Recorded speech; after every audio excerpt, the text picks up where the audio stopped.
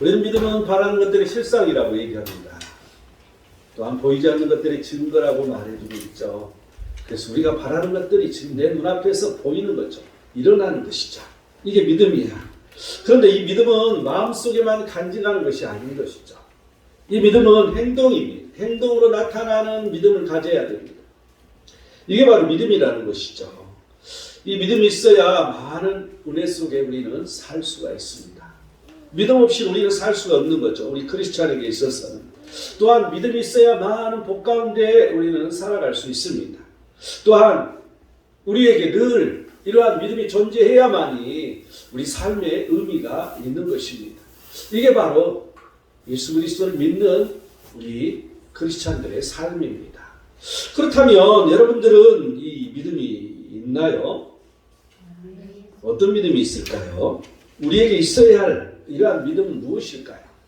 첫 번째, 25절을 보면 이에 더러운 귀신 들린 어린 딸을 둔 한 여자가 예수의 소문을 듣고 곧 와서 그 발 아래에 엎드리니.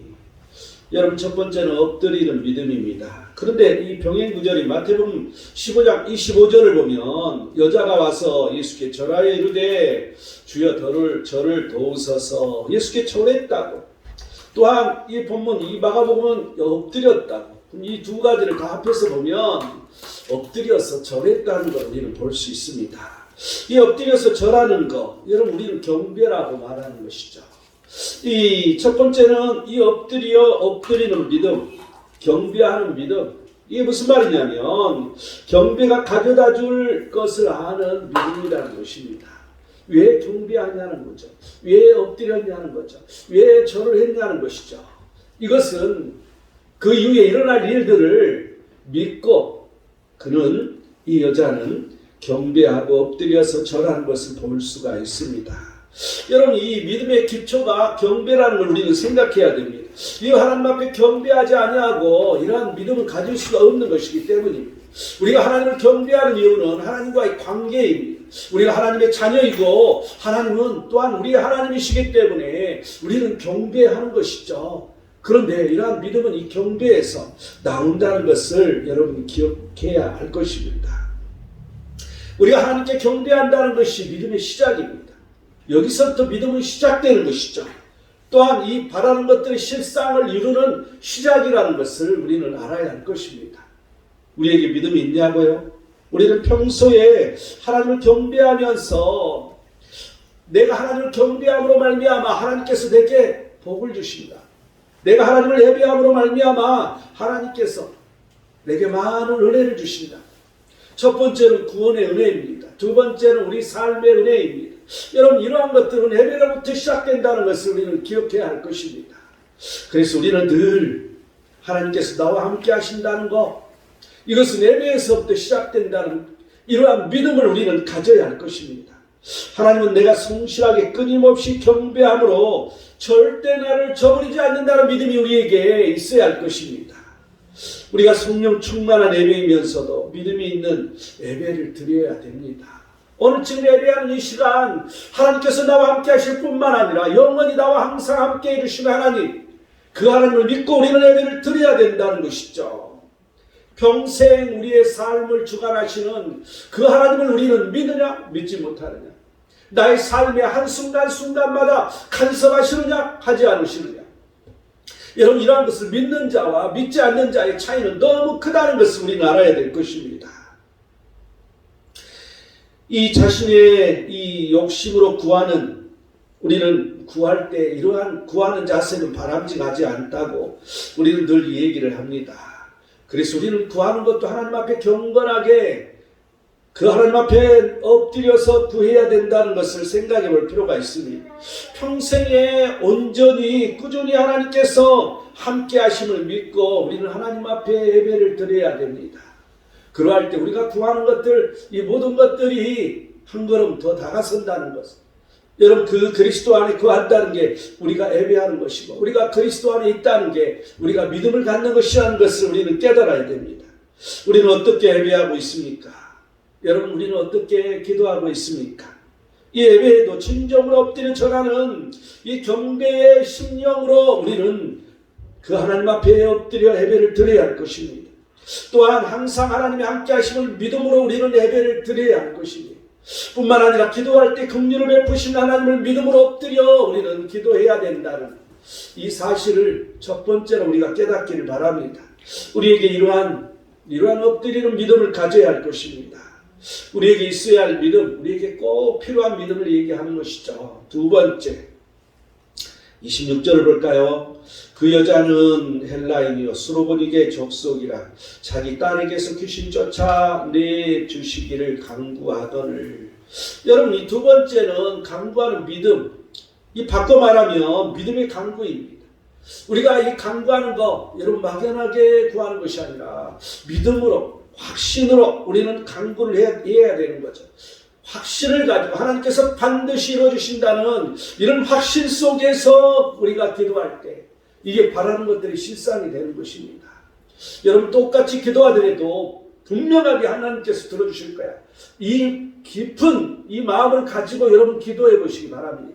그러할 때 나도 모르는 사이에 내 마음에서 기쁨이 솟아납니다. 나도 모르는 사이에 확신이 들어서서 내가 불안이 없어지고 초조가 없어지고 또한 내 마음이 담대하게 변한다는 것을 우리는 기억을 해야 할 것입니다. 우리는 반드시 하나님을 경배하였으므로 말미암아 내가 항상 예배하는 자이기 때문에 하나님은 나와 함께 하신다는 이러한 믿음을 가지고 우리는 이 기도하는 것을 우리는 가져야 할 것입니다. 그렇다면 우리는 이 믿음의 간구를 하라고 얘기하는데 어떻게 믿음을 간구를 해야 할 것인가? 오늘 이 본문을 통해서 또한 이 병행 구절 이 수로보닉의 여인이 어떻게 얘기하는 것인가? 마태복음 15장 22절을 통해서 네 가지로 우리가 한번 살펴보도록 하겠습니다. 마태복음 15장 22절을 보면요, 가나안 여자 하나가 그 지경에 나와서 소리질러 이르되 주 다윗의 자손이여 나를 불쌍히 여기소서 내 딸이 흉악하게 귀신 들렸나이다 하되. 여러분 이 첫 번째로 이 믿음의 간구는 첫 번째는 그 지경에서 나왔다고 말해주고 있습니다. 여러분 그 지경에서 나와야 돼. 우리가 기도하는데도 경계를 넘어가야 돼. 넘어와야 돼. 어떠한 경계가 있어. 나를 가로막는 경계가 있어. 그런데 그 경계를 넘어와서 기도를 해라는 것이죠. 여러분 어떤 경계일까요? 이 지경에서 나와서 경계를 넘는 것 어떤 경계가 있어야 할까요? 믿음의 경계를 허물어야 됩니다. 여러분 우리는 작은 믿음을 가지고 있습니다.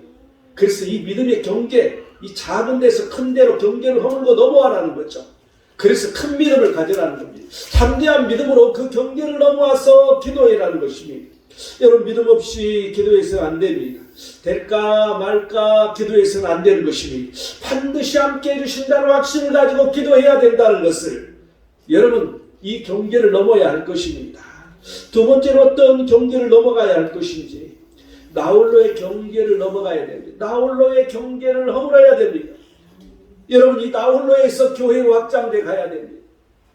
우리는 항상 내 체면 때문에 내 부끄러움 때문에 내 비밀 때문에 내가 다른 사람들이 알려지면 안 되기 때문에 우리는 늘 나 혼자 기도하기 십상입니다. 그런데 그렇지 않다는 것이죠. 기도는 나 혼자 하는 게 아닙니다. 그 경계를 허물어서 교회로 넘어가라는 것입니다. 여러분 이 교회에서 이 목사님과 함께 기도하는 게 필요합니다. 또한 이 성도들과 함께 기도 제목을 나누는 게 절대적으로 필요하다는 것을 여러분 우리는 알아야 할 것입니다. 항상 나 홀로가 아니라 우리 모든 자들이 함께 중보 기도를 나누는 것들이 얼마나 중요하다는 것을 여러분 기억하시기 바랍니다. 또한 주의 종을 통해서 그 기도가 쉽게 응답이 온다는 것을 여러분 기억하시기 바랍니다. 그래서 나 홀로의 경계를 허물하는 것이죠. 또한 어떤 경계를 넘어야 되는 것인가? 우리는 늘 내 자아 속에 살아가야 합니다. 내 안에서만 살아가는 거죠. 내가 생각하는 것도 내 안에만 머물러 있습니다. 그런데 내 안에 이 경계를 허물하라는 것입니다. 내 중심 사고에서 하나님의 중심의 사고로 넘어가야 됩니다. 항상 내 중심으로 생각하기 때문에 기도가 커지지 못합니다. 기도가 넓지 못합니다. 기도가 깊지 못합니다. 항상 하나님의 중심으로 나를 바꿔야 돼. 여러분 이 기도할 때마다 말씀에 귀를 기울여야 됩니다. 그래서 또 목사님들은 그런 얘기를 합니다. 1시간 기도하려면 1시간 말씀을 봐라. 30분 기도하려면 30분 말씀을 봐라. 여러분 처음에 내가 청년 때 그 얘기를 들었을 때 이게 이해가 안 되더라고. 아니 기도는 기도고 말씀은 말씀이지. 기도할 시간이 바쁜데 시간도 없는데 내가 1시간 기도해야 되는데 뭐 말씀을 또 30분이나 보라고 그래. 이런 생각이 늘 들었습니다. 그런데요. 깊이 있게 기도하는 사람들은 깨닫게 됩니다. 말씀이 얼마나 중요한 것인지. 여러분 그래서 우리는 기도할 때마다 말씀에 귀를 기울여야 됩니다. 설교 말씀을 반복해서 다시 들어야 됩니다. 여러분 내가 항상 영상을 항상 올립니다. 그 이유가 여러분들이 다시 한번 듣기 위해서. 그런데 내가 누가 듣나 이걸 내가 살펴봅니다. 어쩌다 한 번씩 항상 그런 건 아니지만 그러면 우리 교인들은 안 본다는 거, 안 듣는다는 걸 내가 깨닫게 됩니다. 여러분 그런데 이 하나님의 말씀, 이 선포된 말씀은 반복해서 들어야 됩니다. 여러분 한 번 듣고 내 귀에 내 마음판에 새겨지지 않습니다. 반드시 리바이블 다시 한번 들어서 내 마음판에 새기도록 만들어야 돼요. 2번 해도 부족하면 3번 들어야 돼요. 3번 들어도 부족하면 4번 들어야 됩니다. 여러분 이런 큰 교회에서는 항상 세일을 할 때 그 주일날 그 하나님 말씀을 가지고 그 세일에 서로 나눕니다.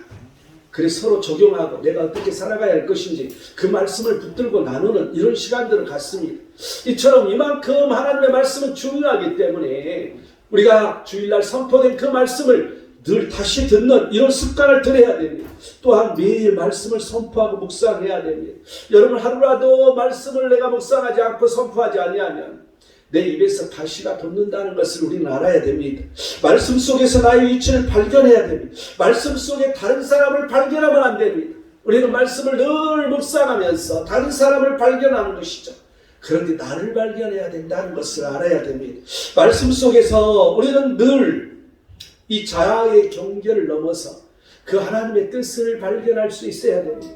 그 하나님께서 내게 무엇을 말씀하고 계시는가? 하나님께서 내게 무엇라고 말씀하시는가? 여러분 특별히 기도할 때는 말씀에 귀를 기울일 때 그 설교 말씀을 통해서 나를 깨달을 수가 있습니다. 또한 내가 하나님의 말씀을 묵상할 때 그 하나님께서 내게 들려주시는 말씀을 깨달을 수가 있습니다. 항상 하나님의 음성은 말씀 속에 있다는 것을 여러분 기억해야 할 것입니다. 그래서 그 경계를 넘어가야 돼. 자아의 경계를 넘어서 하나님의 사고중심의 그 안으로 들어와야 된다는 것입니다. 또한 어떤 경계를 넘어가야 할 것인가? 4번째는 세상의 경계를 넘어가야 됩니다. 나는 항상 세상 속에 갇혀 있는 거죠. 우리는 삶이 이 세상이기 때문에 나는 세상의 사고관을 가지고 있습니다. 세상의 방법대로 우리는 움직이고 있습니다. 그런데 이 세상의 방법은 국가마다 다릅니다. 나라마다 다릅니다. 나라마다 생각하는 게 다르고요. 하는 행동이 나라마다 다릅니다. 그래서 여러분 행동하는 것도 나라마다 다른 것이죠. 여러분 그런데 그런 세상의 방법에 이러한 경계를 넘어가면 그 말씀 속에서 하나님의 방법을 발견할 수가 있습니다. 우리는 이 말씀의 방법이 늘 우리의 삶을 주장하고 우리의 삶을 지배하고 다스려야 되는데 그러지 못하기 때문에 우리는 이 세상의 방법대로 살다 보면 세상의 논리대로 살다 보면 여러분 기도의 응답이 있겠습니까? 그 기도의 응답은 없는 것이죠. 하나님의 방법을 사용해야만이 기도의 응답은 있는 거예요.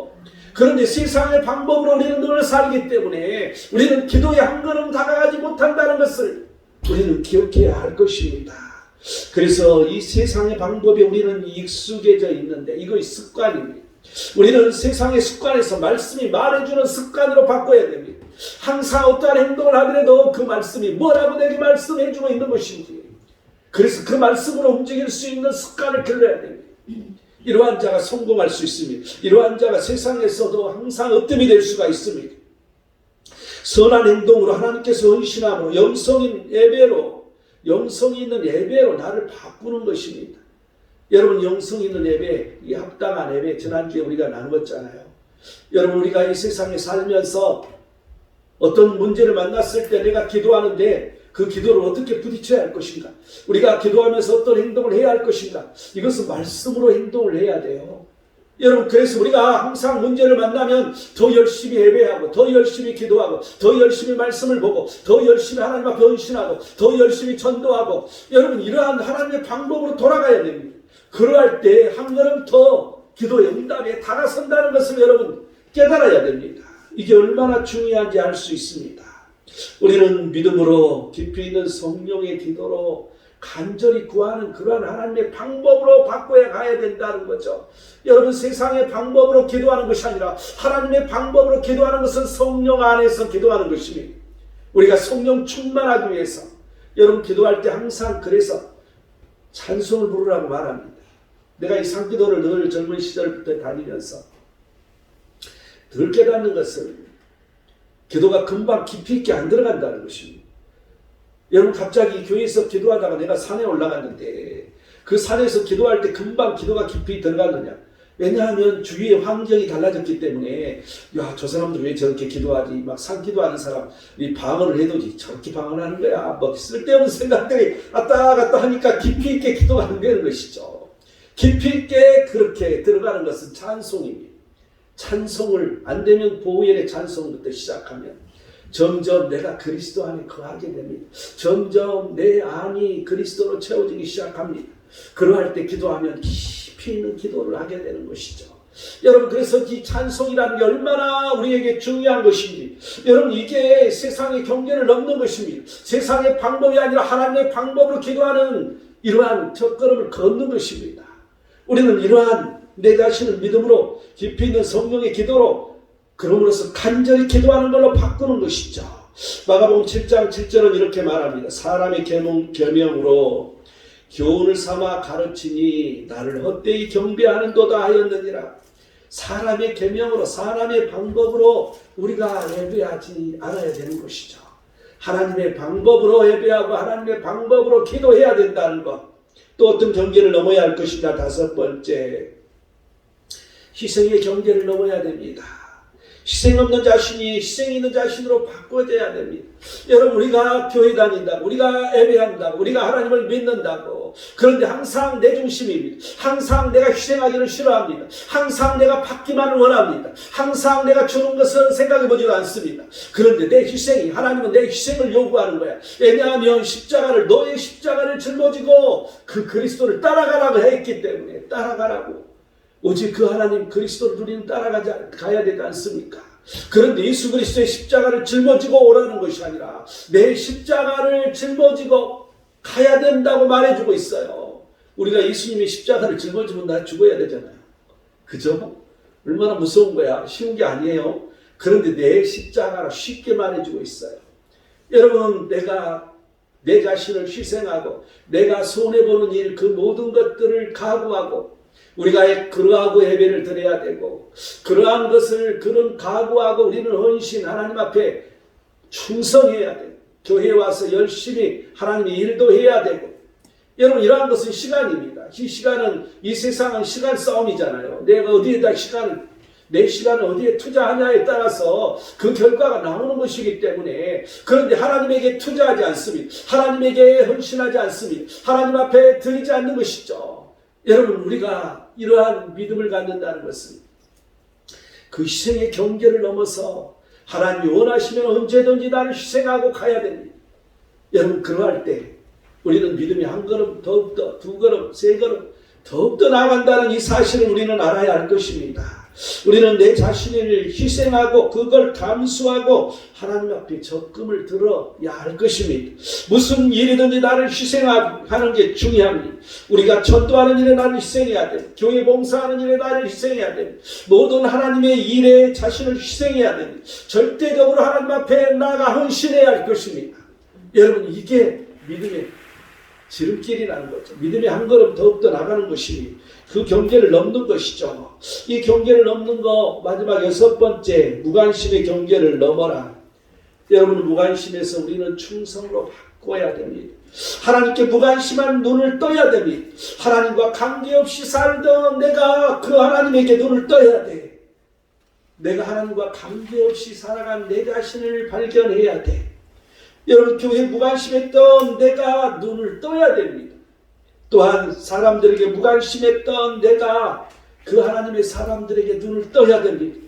절대적으로 이것이 바로 하나님의 충성의 첫걸음입니다. 우리가 어떻게 충성하냐고요? 우리는 늘 그 하나님에게 눈을 뜨는 것입니다. 하나님 앞에 관심 없게 살았던 나, 하나님께서는 그 기뻐하신 일을 하기를 원하시는데 하나님이 기뻐하든지 기뻐하지 않든지 아무 관심 없던 나, 이 내가 바뀌어야 되는 거죠. 하나님은 무엇을 원하시고 계시는가? 지금 내게 원하시는 것은, 하나님이 원하시는 것은 무엇인가? 이걸 발견할 때 여러분 우리의 기도, 믿음의 기도가 응답될 수 있다는 거죠. 우리는 이러한 믿음의 강구를 여러분 알아야 됩니다. 어떻게 믿음의 강구를 했는가? 첫 번째 이 지경을 나오라는 거죠. 경계를 넘어가는 거죠. 두 번째는 소리를 높였어요. 소리를 높여서 여러분 울증을 하지 말고 담대히 우리는 하나님 앞에 부르짖어야 됩니다. 전심을 다하여 하나님께 기도해야 돼. 그런데 이렇게 교회 와서 여러 사람이 기도하다 보면 다른 사람들 기도 소리가 막 들려. 여러분 그럼 기도를 못 하잖아. 여러분 내가 고요히 나 혼자만 기도하기를 원하는데 여러분 그건 너무 쉬운 거예요. 골방의 기도라는 게 그런 기도야. 골방의 기도는 하나님과 나밖에 없는 기도잖아요. 사람이 아무리 많다 할지라도 하나님과 나 사이 그것만 있으면, 그 속에 빠지면 주위 사람은 기도 소리 들리지 않습니다. 아무것도 생각되지 않습니다. 오직 하나님과 나만의 그 관계 속에서 기도해야 되는 거예요. 여러분 이런 관계, 이런 게 내가 하나님에게 무관심하면 그런 관계는 일어나지 않습니다. 항상 하나님께 관심 있게 하나님께서 기뻐하시는 일이 무언가, 하나님의 기쁨을 찾아서 행동하는 자에게는 그런 일이 쉽게 일어난다는 것을 우리는 기억해야 할 것입니다. 우리는 늘 전심을 다해 하나님께 기도해야 됩니다. 대충 기도하는 게 아니라 전심을 다해서 그 하나님 앞에 나가야 돼. 창세기 32장 26절을 보면 그가 이르되 날이 세리하니 나로 가게 하라. 야곱이 이르되 당신이 내게 축복하지 아니하면 가게 하지 아니하겠나이다. 여러분 하나님 앞에 끈기 있게 끝까지 붙잡아야 되는 거죠. 하나님을. 우리가 소리를 높인다는 것은 그 하나님을 붙잡는 거잖아요. 그런데 그냥 한 번으로 끝나는 것이 아니라 끝까지, 응답이 있을 때까지 그 하나님을 붙들라는 것이죠. 시편 6편 2절을 보면 여호와여 내가 수청하여 싸우니 내게 은혜를 베푸소서. 여호와여 나의 뼈가 떨리오니 나를 고치소서. 여러분 그 하나님 은혜를 베풀어 달라고 얼마나 기도를 했간 내가 수척해졌어. 여러분 내가 수척해질 정도로 하나님께서 대답하지 않으시면 내 뼈가 어떻게 됐다고 떨렸다고, 그 정도로 우리 육체도 기도를 해야 되는 거죠. 우리 영과 혼과 우리 육체까지도 전심으로 기도를 해야 되는 거예요. 여러분 이 소리를 높여서 기도를 해보십시오. 지금 우리 교회 같은 경우는 지금 너무 적고 또한 이 층간 소음이랄지 이런 게 크기 때문에 그렇게까지 지금 못하고 있지만 여러분 큰 소리로 기도를 해봐. 그러면 얼마나 그 에너지가 소비가 되는지. 힘들어요. 쉽지 않아요. 여러분 1시간 통성기도 1시간 해봐. 내 에너지가 다 빠져나갑니다. 그런데 그렇게 내 육체로 전심으로 우리는 그런 기도를 해야 된다는 것입니다. 우리의 마음이 간절히 기도해야 됩니다. 내 육신이 간절히 기도해야 됩니다. 내 영이 간절히 기도하는, 이게 바로 전심으로 기도하는 것입니다. 어떻게 믿음의 강구를 해야 되는 것인지 이 네 가지 중에 이제 세 번째, 이 누가복음 18장 13절을 보면 그러기 전에 지금 이 수로보기의 연인이 나를 불쌍히 여기소서 이렇게 기도했잖아요. 그래서 이 세 번째는 긍휼을 구하는 기도였어요. 여러분 내가 기도할 때 항상 당당히 기도하는 것이 아니라 하나님 앞에 긍휼을 달라고, 긍휼히 여겨주시라고, 나를 불쌍히 여겨주시라고. 누가복음 18장 13절에는 이 바리새인 기도와 세리의 기도 중에 세리의 기도가 나옵니다. 세리는 멀리 있어서 감히 눈을 들어 하늘을 쳐다보지 못하고 다만 가슴을 치며 이르되 하나님이여 불쌍히 여기소서 나는 죄인이로소이다 하였느니라.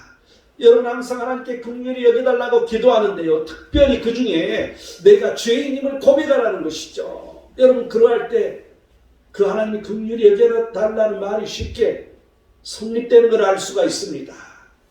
어떻게 믿음의 강구를 했는가? 네 가지. 마지막 네 번째는 그는 이제 내 딸이 흉악하게 귀신 들렸나이다. 구체적인 기도를 하는 것을 알 수 있습니다. 또한 현실적인 기도를 하는 것을 알 수 있습니다. 여러분 우리가 막연한 기도가 아니라 현실적으로 실제 지금 우리에게 어떤 일이 일어나는 것인지 이러한 것들을 하나 낱낱이 하나님 앞에 아뢰라는 것이죠. 이 구체적으로 자신의 아픔과 자신의 기도 제목을 아뢰라는 것입니다. 이 나이지리아의 이 과거의 선교사들이 들어갔는데 주로 너무 이렇게 정글들이 많기 때문에 비행기를 타고 들어가는 경우가 많이 있었습니다. 그런데 이 한 선교사가 이제 이 비행기를 타고 가는데 그 비행기가 이 정글 위를 날고 있을 때 엔진이 멈췄다는 거죠. 그래서 이제 추락해서 죽을 위기에 처했습니다. 그래서 무엇을 어떻게 해야 할지 몰라 기도하기 시작했다는 거죠. 그런데 그의 눈에, 이 조종사의 눈에 이 초록색 깃발이 아주 보이더라는 거야. 그래서 저게 뭐야 하고 그쪽으로 하강해서 내려갔더니 이 비행기가 아주 쉽게 착륙할 수 있었다. 그것은 깨끗하게 정돈된 공터였다는 거죠. 그래서 하나님 은혜라 다친 것들 없이 이렇게 돌아왔는데 2달 후에 그 안식년을 맞이했습니다. 그래서 이제 어느 교회 가서 그 사고에 대해서 간증을 하고 있는데 한 여성도가 일어나서 그런 말을 하더라는 거예요. 그때가 언제였습니까? 그리고 그 시간이 언제였는지. 그런데 그 여자 성도가 그걸 위해서 기도하고 있는 시간이었다는 거죠. 그래서 그가 이렇게 말합니다. 나는 당신이 절박한 피로에 처해 있다는 강한 느낌을 받았습니다. 뭔가 느낌이 온 거죠. 그래서 내가 30분쯤 당신을 위해 기도했을 때 내 마음에는 평안이 임했습니다. 그리고 잠자리에 들 수 있었습니다. 여러분, 그 시간에 누군가가 기도하는 사람이 있었다는 것이죠. 여러분, 이처럼 이 기도는 우리가 끈기 있게 현실 아래는 그런 기도일 뿐만 아니라 우리가 나누어서 함께 기도하는, 항상 우리가 그 지경을 넘어서 함께 기도하는 이러한 기도가 필요하다는 것을 볼 수가 있습니다. 이 OMF 이 선교사 중에 한 분이 이 성도비를 들고 가다가 강도를 만났습니다. 여러분, 인도랄지 이런 과거에 그런 데서 선교사님들이 맞아 죽은 일이 많이 있었어요. 왜냐하면 돈을 들고 가면 죽임을 당합니다. 그래서 이 통장에 붙이는 게 중요한데 현금 들고 가다가 버스를 타고, 특히 옛날에 보면 버스 타고 가다가 그 인도에서 이렇게 맞아 죽은 돈을 뺏기고 살해당하는 경우들이 종종 있었습니다. 뿐만 아니라 전 세계 어디 있어도 가난한 나라에는 그런 일이 종종 발생합니다. 그래서 돈을 들고 다니면 안 되는 것이죠. 그런데 이 OMF 이 선교사가 선교비를 들고 역으로 가고 있는데 강도들이 그들을 에워쌌다는 거죠. 그런데 강도들이 갑자기 흩어져서 도망가더라는 거야. 그런데 어느 날 이 강도 중에 하나가 예수님을 영접했다는 거예요. 그래서 이제 그때 이 얘기를 이렇게 하다 보니까 사람들이 물어봤어. 아니, 왜 그때 선교사를 죽이고 돈을 뺏어가지 그냥 갔냐? 하고 물어봤다는 것이죠. 그랬더니 이 회개하고 예수님을 믿은 이 강도가 이런 말을 했다고 합니다. 그때 우리는 군인들이 당신을 둘러싸고 있는 것을 보았습니다. 그의 눈에는 그렇게 보였다는 것이죠. 그의 눈에는 그를 지키는 사람이 보였다는 거야.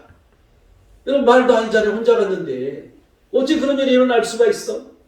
여러분, 이 기도의 힘, 또한 우리가 간절히 기도하고 그 하나님 앞에 늘 나가는 이런 믿음의 기도가 있을 때는 이런 일이 일어난다는 것을 우리는 알아야 됩니다. 우리는 그래서 평소에 성실하게 예배드리는 모습이 너무 중요합니다. 평소에 하나님께 기도하는 습관도 너무 중요합니다. 어떤 일이든지 영원유기 전심으로 기도하는 것 또한 중요합니다. 또한 긍휼히 여기면서 긍휼을 간절히 기도해야 됩니다. 또한 현실적으로 자기 형편을 앓으면서 우리는 간절히 기도하는 게 너무나도 중요하다는 것을 여러분 기억하시기 바랍니다. 이 자신을 위해 기도하는 사람이 있다는 것을 우리는 행복하게 여겨야 됩니다. 그래서 우리는 교회 생활을 하는 것입니다. 여러분, 이 교회의 금요 기도회는 우리가 모든 성도들을 위해서 기도합니다. 또한 주의 종 입장에서는 매일 새벽마다 여러분 한 사람 한 사람을 놓고 기도할 수밖에 없습니다. 여러분, 이러한 모든 것들이 얼마나 귀한 거냐는 거죠. 우리는 이 기도하는 이 목사님을 귀하게 여겨야 됩니다. 이 권사님을 귀하게 여겨야 됩니다. 기도하는 성도들을 귀하게 여겨야 된다는 것입니다. 그리고 또한 감사할 줄 알아야 됩니다. 기쁨으로 늘 교제를 나눌 수 있어야 된다는 것입니다. 우리에게 있어야 할 믿음은 무엇입니까? 마지막 세 번째 27절 28절을 볼까요? 예수께서 이르시되 자녀로 먼저 배불리 먹게 할지니 자기의 떡을 취하여 개들에게 던짐이 마땅치 아니하니라. 여자가 대답하여 이르되 주여 올소이다마는 상 아래 개들도 아이들이 먹던 부스러기를 먹나이다. 여러분 이 기도는 항상 이 응답을 받을 수 있는 믿음의 기도를 해야 돼. 응답받는 믿음을 가져야 돼. 여러분 믿음을 가지니까 예수님이 그렇게 상처된 그런 말을 하는데도 불구하고 끝까지 자기의 기도를 하는 걸 볼 수 있잖아요. 여러분 이처럼 우리는 응답이 확신을 갖는 믿음을 가져야 되는 거죠. 반드시 저분이 말씀하시면 된다 하는 이러한 그 말씀이 우리에게 있어야 돼. 23절은 이렇게 말합니다. 예수는 한 말씀도 대답하지 아니하시니 제자들이 와서 청하여 말하되 그 여자가 우리 뒤에서 소리를 지르니 그를 보내소서. 너무 귀찮아요. 너무 시끄럽게 하잖아요. 빨리 그냥 대답해 주세요. 쉽게 말하면. 여러분 끈기 있게 기도해야 되는 거죠. 응답이 없다고 여러분 끈기 있게 계속해서 하나님 앞에 아뢰는 거 1년이 가도 2년이 가도 여러분 평생 기도해서 응답되는 그러한 일도 있다고 조지 밀러 목사는 말해주고 있잖아요. 한 영혼을 구하기 위해서 자기 친구를 위해서 평생 기도했는데 그때 죽을 때 하나님을 예수 그리스도를 믿는 그런 일이 일어났다.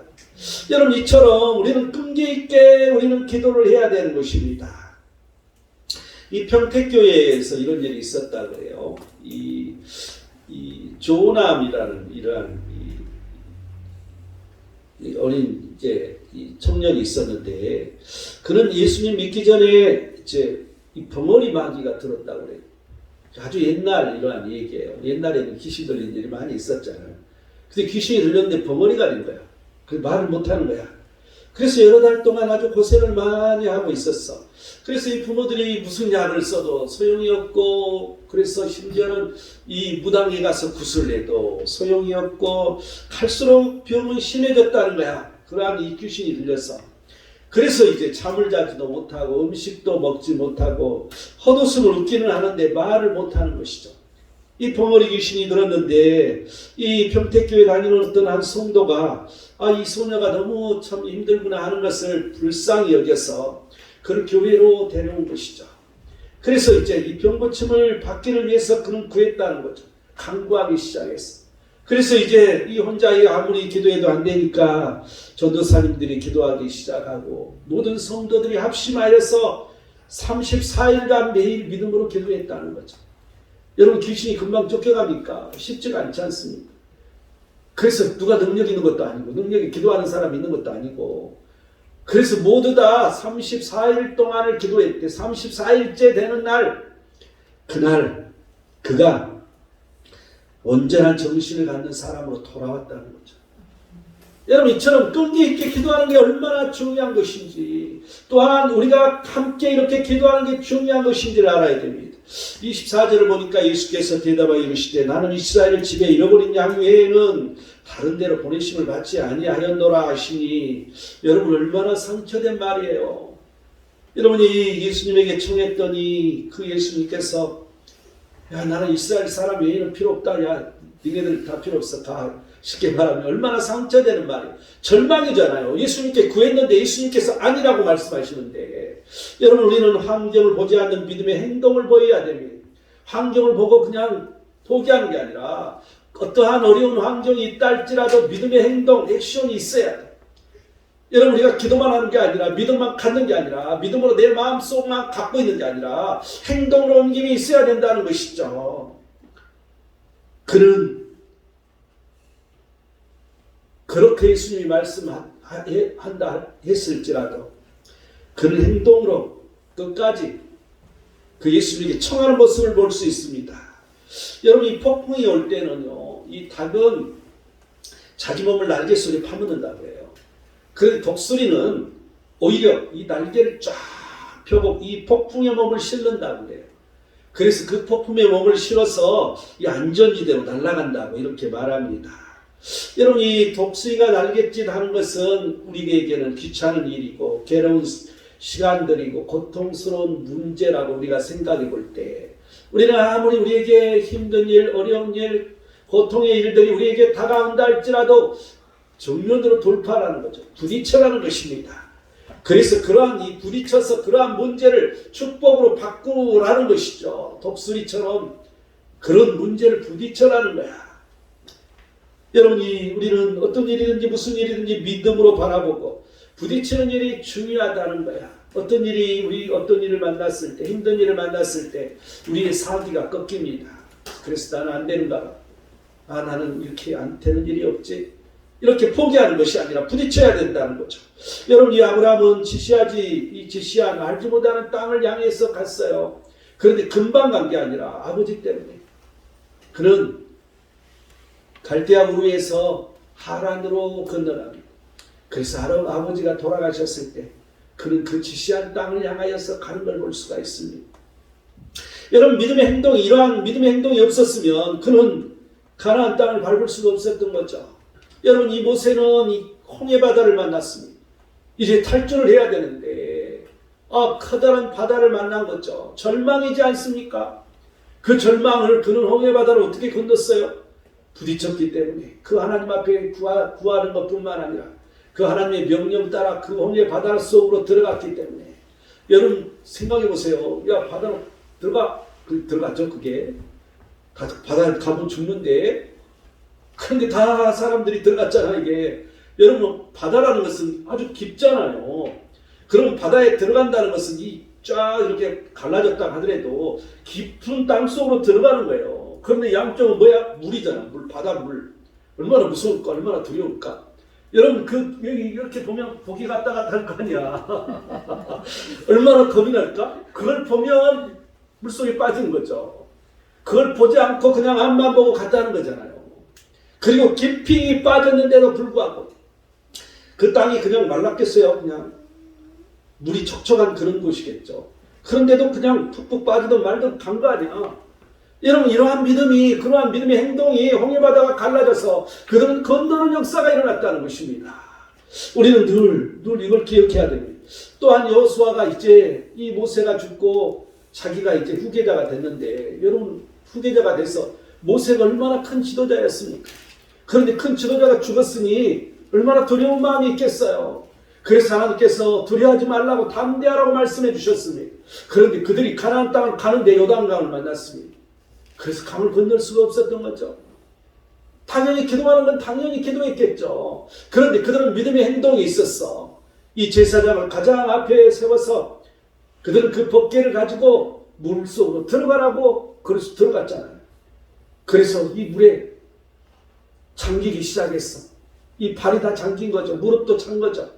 여러분 생각해보세요. 미친 사람들 아니야 이게. 아니 몸 바다가 가나죠. 그냥 어디 물속을 지금 들어가고 있어. 죽으러 가고 있잖아요. 그런데 그 믿음을 가지고 그들이 그 요단강을 들어갔을 때 그 요단강이 갈라지는 역사가 일어났다는 것입니다.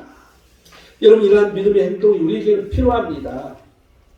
또한 26절을 그렇게 예수님께서 말씀하시죠. 대답하여 이르시되 자녀의 떡을 취하여 그들에게 던짐이 마땅치 아니하니라. 하나님 앞에 구하는데도 자존심이 필요가 없는 것이죠. 또한 남들이 나를 경멸하는 행동을 보인다 할지라도 담대하게 우리는 기도해야 되는 것이죠. 우리는 일어날 수 없는 일을 믿음으로 구하는 담대함이 필요한 겁니다. 기도에는 아무런 의식할 필요가 없다는 것입니다. 나를 무시한다 할지라도 우리는 개의치 않아야 됩니다. 우리는 누가 나를 경멸한다 할지라도 개의치 아니하고 믿음의 행동으로 우리는 옮겨야 된다는 걸 알 수가 있습니다. 또한 27절에 여자라 말합니다. 그 스로보겐 여인이 말하는 거죠. 주여 올소이다. 많은 개들도 제 주인의 상에서 떨어지는 부스러기를 먹나이다. 여러분, 항상 자기를 개로 취급하는 이 스로보겐 여인을 보면서 여러분, 벌레맛도 못한 나라는 것을 우리는 하나님 앞에 늘 고백할 수 있어야 될 것입니다. 하나님 보시기에는 벌레맛도 못한 나라는 것이죠. 수없이 죄 속에 빠지고 수없이 넘어지고 수없이 하나님 말씀과는 다르게 살고 있고 그런 나를 고백할 수 있어야 돼. 그러면서 우리는 구할 수 있어야 되는 것이죠. 우리는 늘 구해야 되는 것입니다. 우리는 늘 끈기 있게 성실하게 기도해야 됩니다. 어떤 역경에도 두려움 없이 담대하게 부딪히며 기도해야 됩니다. 어떤 무시를 당한다 할지라도 우리는 하나님만을 바라보고 겸손하게 하나님께 영광을 돌리는 자가 되어야 할 것입니다. 결론을 맺겠습니다. 우리에게 있어야 할 믿음은 무엇입니까? 경배하는 믿음, 경배가 가져다 줄 믿음이라는 거죠. 또한 간구하는 믿음, 믿음의 간구가 있어야 된다는 것입니다. 또한 믿음의 행동을 우리는 가져야 되는 것이죠. 그래서 행동하는 믿음을 통해서 우리는 모든 것, 능치 못함이 없는 놀라운 일들을 이루며 그 하나님을 높이며 찬양하는 우리 모든 자들이 되시기를 축원드립니다. 기도하겠습니다. 하나님은 사랑이셔서 오늘도 말씀하시